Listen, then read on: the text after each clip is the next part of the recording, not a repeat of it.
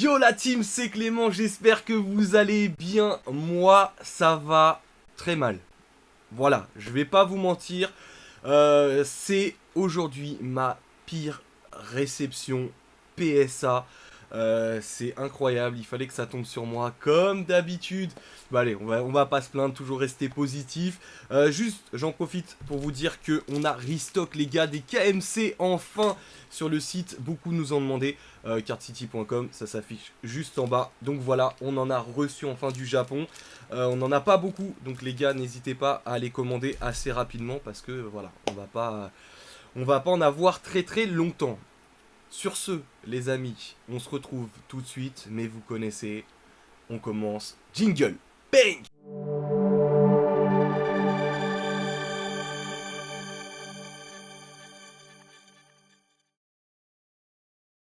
Les amis, comme vous le savez, il y a 2 ans, un peu plus de 2 ans, on avait envoyé avec Thomas trois commandes en fait chez PSA. Donc là, voilà, j'ai reçu ma troisième commande. Entre temps, j'en ai refait, mais là, j'ai reçu ma troisième commande d'il y a 2 ans. Voilà. La première commande, j'avais eu une très très mauvaise surprise. Je sais pas si vous vous souvenez. J'avais eu un Mox Pearl pour ceux qui connaissent dans Magic. C'est une carte extrêmement chère en unlim. Et en fait, derrière, il y a un défaut d'impression qui est commun à tout le P9. En fait, c'est un espèce de trait, c'est comme un petit enfoncement qui fait comme une print line mais en enfoncement. Et en fait, PSA l'avait pris en compte et j'ai eu la note de 5 sur une carte qui était en très très bon état. Et je pense que si j'avais envoyé chez BGS, ce que je ferais, je pense, prochainement, j'aurais pas eu cette note, tout simplement parce que le gradeur, je pense, ne connaissait pas ce défaut qui est très très commun, voire, enfin, j'irai pas à 100%, mais qui est extrêmement courant sur le P9 et qui est pas pris en compte sur d'autres sociétés de gradation. Normalement, PSA le prenait pas en compte. Mais là, malheureusement, ils l'ont pris en compte. Donc, déjà, gros bad. Un petit peu dégoûté. Ça n'empêche pas que la carte est sous boîtier. Elle n'a pas l'air d'avoir été abîmée ou des trucs comme ça. Donc, je déloterai. C'est pas bien grave. Maintenant, j'ai d'autres petits soucis, les gars. On va le voir ça ensemble tout de suite. J'allume la caméra. Hop. Voilà. Donc j'ai reçu cette carte les gars que j'avais fait dans ma dernière commande PSA. Il y a des choses, enfin les choses sont, il y a des choses qui sont un peu légites, mais il y a encore un problème. On va voir ça tout de suite. Les gars, on va commencer avec cette carte les gars. Voilà, que vous connaissez tous. Evoli Munch, voilà, que j'avais acheté. Et je ne vais pas vous mentir, j'ai regardé en fait parce que j'avais filmé et j'ai regardé mes anciennes vidéos et ben c'était pas ça en fait. L'état n'était pas comme ça. Alors je sais pas ce qui s'est passé, si c'était pendant l'envoi, si c'était là-bas, je sais pas. Honnêtement, j'en ai aucune idée, mais en tout cas, je peux vous assurer, sachant que j'ai les rushs, que les cartes n'étaient pas dans cet état. Donc voilà, j'ai eu 9 sur cette carte, ce qui n'est pas une mauvaise note en soi, mais j'avais envoyé des cartes qui étaient totalement mint. Après, voilà, en tout cas sur les vidéos que j'ai visionnées, c'était pas la même, on dirait pas la même carte. Enfin bref, là je vois, regardez, des petits points blancs pas mal en haut. Alors c'est léger, mais on les voit quand même. Donc voilà, en tout cas dans l'état de la carte, le 9 est totalement justifié. C'est clairement un 9 parce qu'il y a ces petits points blancs ouais, que vous voyez en haut que je n'avais pas à la base. Alors ça c'est faut vraiment m'expliquer, mais je ne les avais pas à la base. Donc ça m'embête clairement. Je vais pas vous mentir, ça m'embête clairement. Je sais pas ce qui s'est passé pendant l'envoi. Bon écoutez, c'est comme ça. Donc voilà pour ce petit Evoli Munch pour l'instant qui va rester dans ma collection, même si ben, je tendrai à essayer de le grader en essayant de trouver un 10 plus tard et je revendrai celui-là. Mais bon. Ensuite on a une très belle carte, là pour l'instant sur ça il n'y a aucun souci. Pour les amateurs de Magic les gars, ce magnifique Drop of Honey, là j'ai pas vu aucun problème sur cette carte, vraiment, la carte a été envoyée telle quelle. Et elle est revenue voilà, avec un 8 mérité les gars sur une carte. Bon, on va pas se mentir, c'est une carte de 93 ou 94 je crois. Ah bah c'est écrit 93 les gars. Donc voilà, c'est une très très belle carte, très dure à trouver dans des états comme ça. On est sur du Near Mint, alors oui, il y a des petits défauts, des petits points blancs, mais sur une carte comme ça, c'est juste incroyable, les gars. Enfin, pour les amateurs de Magic, je vous laisse regarder. C'est une carte qui coûte aux alentours de des 1000, un peu plus de 1000 euros. Voilà, dans cet état. Donc, très très cool, très très cool. Ça, aucun problème, il n'y a rien à dire là-dessus. Ensuite, les gars, il y avait cette carte que j'ai envoyée aussi. Voilà, que je vais remettre à la vente. Ça sera dispo sur le site, je pense, cardcity.com. Euh, je fais ma petite pub, les gars. Donc, en gros, voilà, une carte qui était plutôt pas mal. Et qui a eu 8 malheureusement. C'est la carte que j'ai envoyée. Clairement, voilà, je retrouve les petits points blancs ici et là en haut que j'avais sur la vidéo. Donc là-dessus, pas de problème, les gars. On est totalement raccord. On est corda, les gars, là-dessus. On est corda, les amis, pour dire que voilà, cette carte et, euh, et revient avec une note justifiée. En tout cas, il n'y a pas eu de trucs abîmés ou des choses comme ça. Deuxième chose bizarre, les gars. Ce petit Psycho Quack rétrospective. Bam 9. Ok. Ok. Bon, bah écoutez. Après, ça me paraît bizarre parce que les numéros se suivent. Mais bon, c'est bizarre. C'est bizarre. J'ai pas l'impression que ce soit la même carte. Pareil. On retrouve donc des défauts, des petits points blancs. Voilà, là en haut. Que je n'avais pas du tout. Là, il y en a où? Bon, c'est tout, mais ça fait chuter la note de 9, c'est totalement justifié que j'ai eu 9. Avec ça, le centrage un petit peu excentré à droite à gauche, donc tout à fait justifié. Mais les gars, je vous assure, vous n'allez pas me croire, mais on dirait pas la même carte que j'ai envoyée. Voilà. Très bizarre. Très très bizarre, les gars. Donc très content de l'avoir reçu. Après 2 ans, je la retrouve dans ma collection, c'est très bien.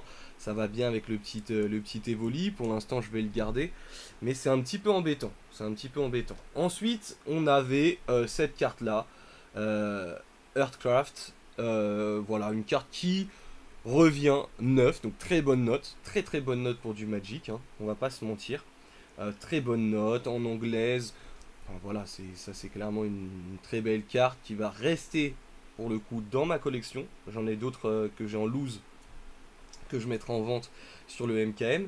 Mais en attendant, celle-là va rester dans ma collection. Voilà, c'est des cartes emblématiques. Là, on parle de cartes réservistes, de cartes emblématiques. Voilà, c'est de très belles choses. L'avant-dernière carte, les amis, pour les amateurs de Magic, encore, regardez ça. Ring of Mouth, Arabian Nights. Ça, c'est des cartes vraiment qui sont quasiment introuvables aujourd'hui ou à des prix défiant toute concurrence. Enfin, non, pas défiant toute concurrence, des prix abusés, pardon. D'Arabian Night, voilà, des séries que moi j'affectionne énormément. Je sais pas si je la vendrai ou pas, parce qu'au bout d'un moment, on peut pas tout garder non plus. Cette carte a eu 8, donc Mint, Near Mint. C'est une excellente note, tout à fait méritée. Des coins avec des petits points blancs, assez pour faire descendre la note de 8 à 9. On aurait... Non, non, non. C'est 8 mérité, donc là-dessus, aucun souci. Donc mes deux soucis viennent de mes deux munch et de la dernière carte que je vais vous montrer. Une carte que j'avais achetée cher. Je l'avais achetée cher. Pour les connaisseurs, hein, c'est une carte emblématique. Une carte que j'avais achetée très cher parce que justement, elle avait aucun défaut.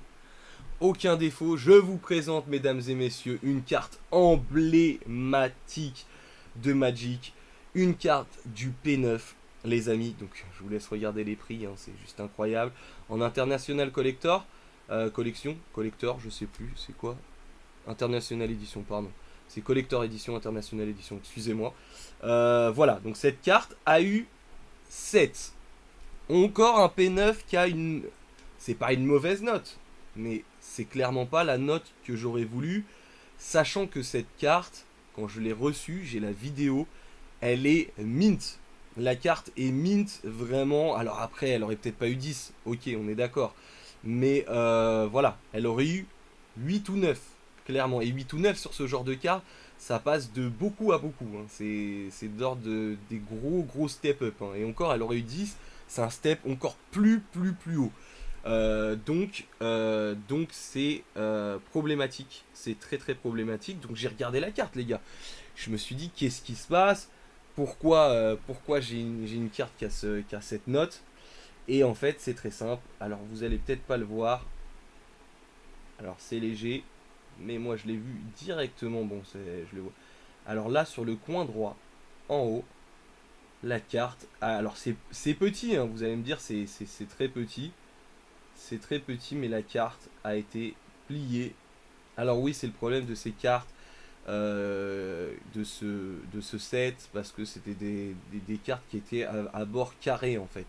Tout simplement, c'est des cartes à bord carré, donc extrêmement fragiles.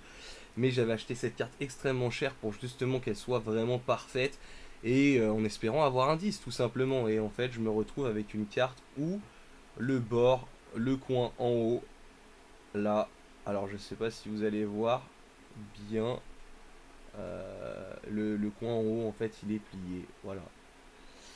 Voilà, il a pris un pet et soit la carte a cogné sur le côté, sur un coin, ça a juste décollé. Alors là vraiment je vous le dis, vous voyez, là on le voit là. Là ici, là, on le voit. Donc oui, forcément avec ça, la note tombe à 7 alors que c'était un potentiel 9-10. Donc vraiment dégoûté. Et c'est pour ça les gars, bon voilà, on a vu, je vais couper. Hop, mais c'est pour ça les gars qu'aujourd'hui, même si je fais des collabs avec certaines sociétés de gradation, même si il y en a que j'apprécie quand même, le problème c'est que c'est une erreur humaine. Donc à partir du moment où c'est humain, on se retrouve dans des cas de figure où on peut avoir des cartes abîmées. Alors sur des petites cartes, encore qu'on peut racheter, qu'on peut retrouver, c'est pas ce qui est le plus grave. Mais sur des cartes iconiques comme le P9, qui est l'équivalent d'un Dracaidin set de base en Pokémon, vous voyez, enfin peut-être pas équivalent, mais à peu près voilà dans le même registre. euh, c'est extrêmement énervant, c'est pour ça que j'ai énormément de cartes que maintenant je garde uniquement sous top loader et que je n'envoie à personne, que ce soit toutes les sociétés de gradation. Désolé, je tape pas sur vous les gars, mais il y a des problèmes et j'ai eu des problèmes quasiment partout les gars.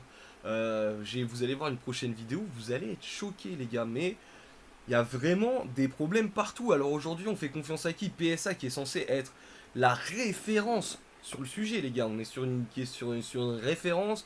Les cartes, bon, c'est redescendu un peu quand on est inscrit, ça vaut 50 $ aujourd'hui. Mais il n'y a pas plus tard qu'il y a 2 mois, ça c'était 150 $ la carte, la gradation.